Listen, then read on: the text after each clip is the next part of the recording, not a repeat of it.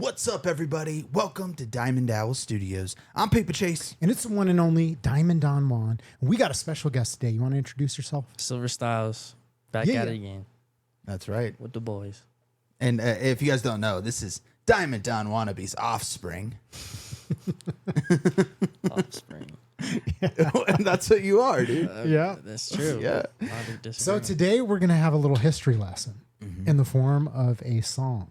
Yep. This is Gordon Lightfoot, the wreck of the Edmund Fitzgerald. And this might be like one of the most informative songs that I've ever heard. Mm-hmm.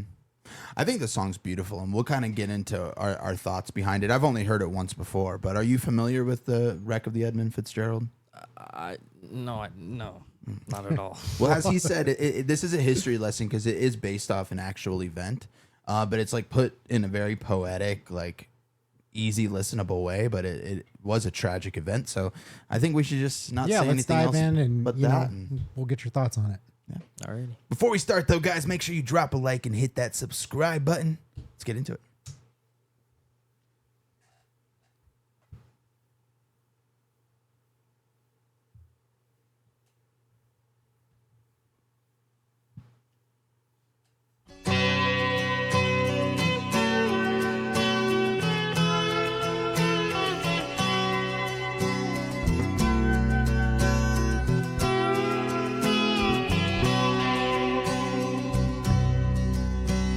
The legend lives on from the Chippewa on down of the big lake they call Gitchagumi.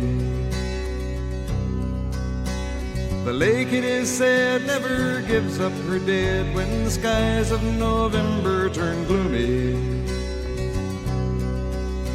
With a load of iron ore, 26,000 tons more than the Edmund Fitzgerald weighed empty. That good ship and true was a bone to be chewed when the gales of November came early. The ship was the pride of the American side, coming back from some mill in Wisconsin. As the big freighters go, it was bigger than most, with a crew and good captain well seasoned, concluding some terms with a couple of steel firms when they left fully loaded for Cleveland. Then later that night when the ship's bell rang, could it be the north wind they'd been feeling?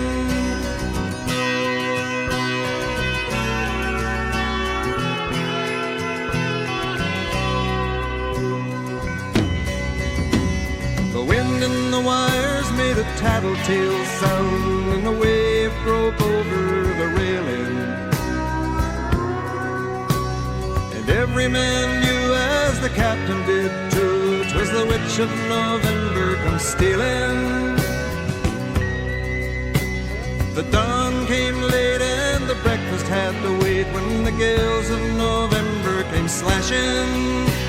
When afternoon came, it was freezing rain in the face of a hurricane west wind.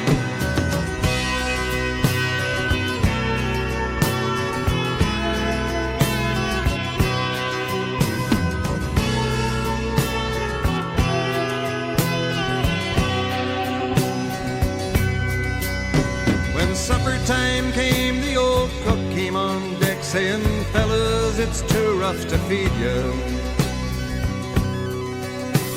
7 p.m. a main hatchway caved in. He said, "Fellas, it's been good to know ya." The captain wired in, he had water coming in, and the good ship and crew was in peril. And later that night when his lights went out of sight, came the wreck of the Edmund Fitzgerald.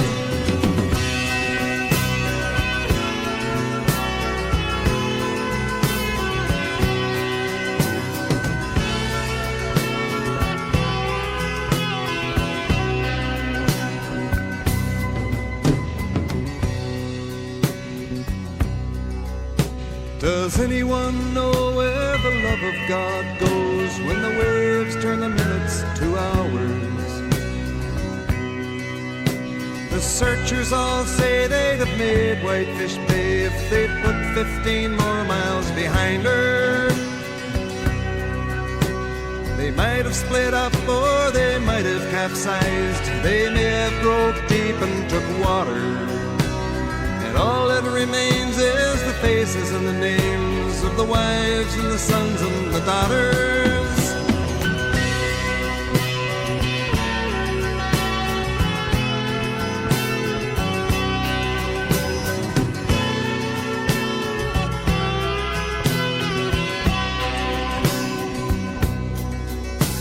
Lake Huron rolls, Superior sings in the rooms of her ice water mansion.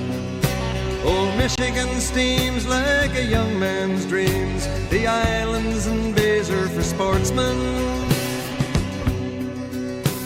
And farther below, Lake Ontario takes in what Lake Erie can send her. The iron boats go as the mariners all know, with the gales of November remembered.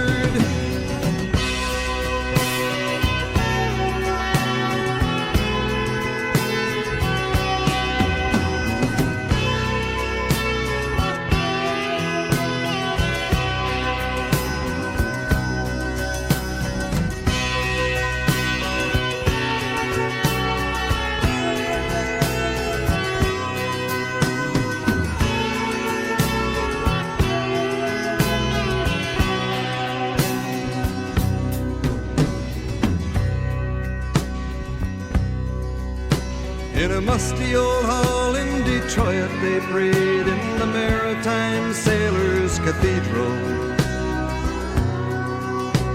The church bell chimed till it rang 29 times for each man on the Edmund Fitzgerald. The legend lives on from the Chippewa on down of the big lake they call Gitchagumi. Superior, they said, never gives up her dead when the gales of November come early.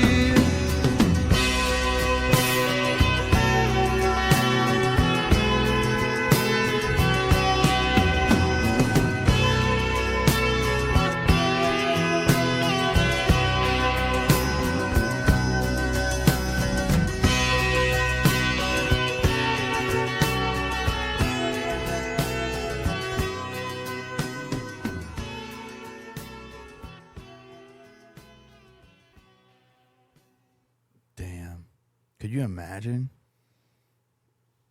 All right, there's going to be a test at the end. I should have told you that. Well, so it went down where? In Gitchagumi. Gitchagumi? Mm-hmm. Yeah, so Lake Michigan, he said? Superior. And then it went down to, okay, yeah. Yeah, he was just naming all the different lakes in the area. But yeah, I guess Gitchagumi is the Chippewa name for Lake Superior. Probably, yeah. I mean, it said it in the song. That was on the test. Yeah, that they call Gitchagumi. Yeah. Where did that come from? Gitchagumi? From the Chippewa tribe? Chippewa tribe. So it's my daughter's part of the Chippewa tribe. Interesting. Very Chippewa. interesting. All right, how many people died? 29. Bing, bing, bing. It's a lot, man. Can you imagine being 15 more miles and you would have been to land? 15 miles is a long way. It is, but like in reality, like think how many miles is Lake Superior? That's a good question. Like I mean, probably it's a got- lot. A lot. We should look it up because that is an interesting thought. But you got to think that they're traveling knots. That's right, which is on a boat. They don't travel that fast. So 15 miles, it's probably like, an hour or more from the shore. I can't imagine a ship like that is moving that fast. It's probably not moving very fast.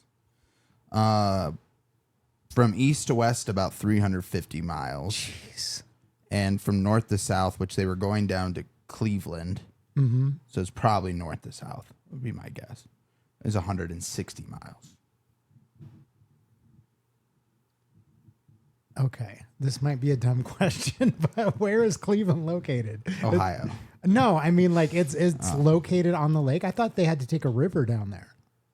They probably did. Let's see. I'm looking on the map right now. I Okay, don't now, know, man. now I don't know geography. let's very look well. this up because I'm curious how fast the Edmund Fitzgerald traveled. What was its speed in knots? I don't have my phone, so I can't look it up. Okay, so yeah, they would have. This is weird. So, oh yeah, Lake Superior's way up there, and Cleveland's on Wait. Lake Erie. Okay, so they would. I was just thinking, like, I don't think it's like connected. No, It's connected, but like it's connected. They would have had to take. They would have had to cross over to Lake Huron, and then take a river. That's what I thought. Down I through thought that there was Detroit. okay. I thought that there was a river passage that they would have had to take to get there. So they probably weren't even. Close. But 15 miles away from like safety. Okay, now see how fast the Edmund Fitzgerald traveled in knots. Jesus. Hey, it's a history lesson. It is. It is. It is important to know this stuff. Have you ever heard a song like this? That had like a story that was like this in depth and this close to reality? no, not really.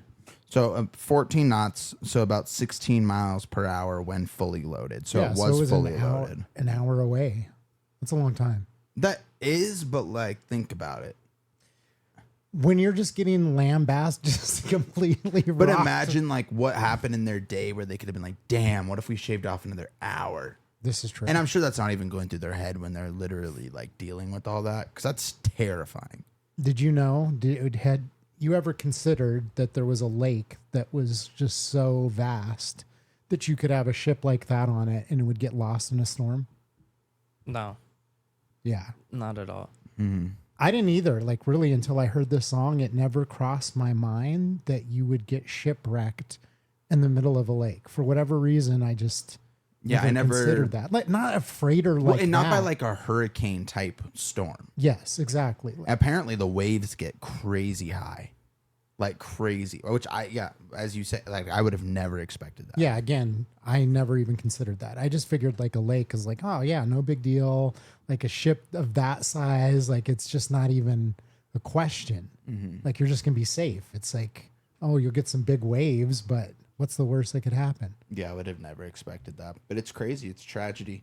And so was that what the gales of November comes early means? Like this gales, what's that? Do you know what that word? A gale is a wind. Oh, okay. Okay. Yeah. And then some of those lines were so heavy, like one only knows where the love of God goes. When the gales of November come early, yeah, that's a bar. Or when the waves turn the minutes to hours. Yep. Crazy. That was just this beautiful song, man. And I just love the story behind why he wrote it, because like this tragedy happened and like everybody was like moved on. Nobody cared about it. Nobody was even talking about it. And he's like, what? Yeah. 29 people died. Well, and I think for the community, it was obviously like a huge deal because, you know, it's like these are working men with families that I just wouldn't even consider that, like personally, like the danger that they have to take on just to be able to bring us like our goods. I mean, they're transporting steel. So it's literally like the products that kept the Detroit running. You know, they're transporting the raw components to make the cars, to make everything run in the factories. And there's so many jobs like that I think it's so easy, you know, from our society. It's like, you know, people always want to talk about like, you know, the working class and all that, but they never like consider all of the jobs that kind of go unsung that make society function. Like you want to be the CEO, like, or the firefighter. Like there's all these jobs that are like the cool kind of jobs that, you know, have some. Why'd you mention firefighter? And just because, I mean, that's like a job that kind of has aura that if you say like, hey, I'm a firefighter, like they are,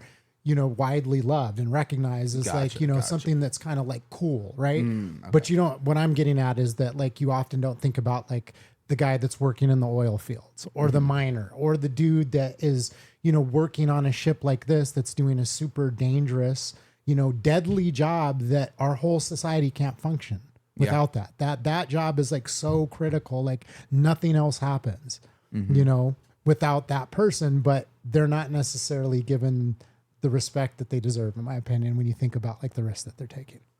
they should make a movie about this. Yeah, absolutely. I mean, it would be sad. I mean, Well, it's yeah, I mean, but you got like the Titanic too, perfect but that's storm. like the Titanic's like a bunch of rich people that it happened to, which I mean, still obviously terrible, tragic event, but like this one would have a nice story, like a different story to it, like the working class, like Yeah. it's very interesting. It's it's And you know where they absolutely were mind-blowing fighting their story. asses off to the last moment, Oh yeah, you know? Just- absolutely. Yeah. Yeah, that part really gets to me when it's like, oh, okay, well, we can't feed you. It's too crazy, you know. And then outside. he says, nice to know you. It was nice to know you. Oh Hey, man, boys. that's tough, man. Yeah, it makes me just think about the, the things that I'll get upset about in my daily life. Just get mad about, whatever, like stuck in traffic. I'm driving, oh God, this traffic. There's an accident. Now I'm going to be, an hour late to my appointment, whatever, like whatever that is. And then think about all the people that are, in the history books that like jumped on ships to travel across the world. Mm-hmm. Who are these fellows? To provide for their family, and Here we are, struggling. sitting studio. have a YouTube studio. Our complaint is that it's too hot in this room. Yeah, it actually feels pretty good, but It actually does feel pretty nice today. All right, any final thoughts, Silver, on the song or the story behind it? This was educational. Thank you guys for Absolutely. enlightening me. that's what we're here for, to teach the To younger youth. generation about. Actually, I learned about this song too from this. Yeah. I learned about this story from this song too. So Yeah, no, absolutely. Like there's like so much that I didn't know and didn't even consider till I heard this song. So pretty incredible. well, thank you guys for watching. Hey, if you enjoyed this video, drop a like and hit that subscribe button. That's right. And we will see you on the next one. Peace. Peace.